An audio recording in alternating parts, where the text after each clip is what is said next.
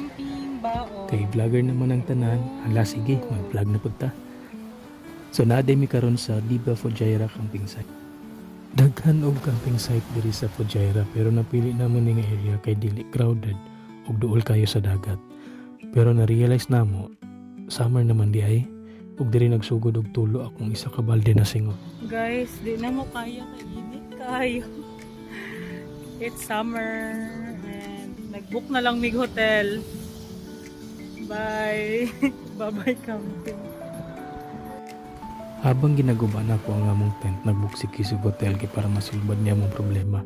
Ug yara, na-book na akong travel agent pinabdik. Almost midnight na pero pala tagaw pa dyan punta. Hala sige.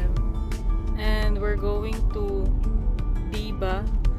I thought it's just here near the beach, but it's in Oman. So, naka-passport. Patay. Ambot na lang dyan. Sa Oman di ay ambot. Mabalik na tag-Dubai pag ano. What if dili tapos udlon sa Oman kay wala tayo passport? Oh my god. Wala na lang.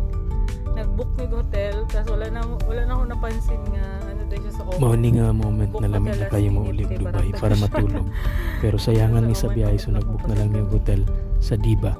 Pero later na namo ni balan along the way na naapo di ay Diba sa Oman. Ug ang hotel namong na-book is nasa Oman. So moto na malik ni sa agi ug nakakita mi ning chai sa dalan. Good thing kita 1 dirham lang siya.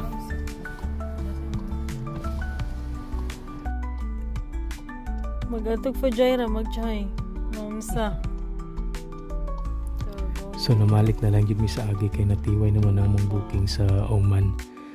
Og nakabook mi og another hotel sa Corfacan which is 1 hour drive away lang para doon lang pod sa among next destination pagkaugma. It's 1 a.m. So, gi-cancel na namo tong booking sa Oman.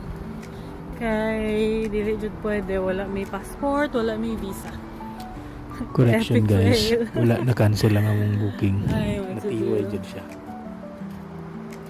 Lesson learned, una, planuhon sa jud tanan before mo laag. Ikaduha, naay Diba sa UAE ug naa sa Oman, pero doon lang jud kayo na sila. Ikatulo, dili jud mo laag pag summer. Haha. After all the struggles, nakasurvive and nag-enjoy ron po mi.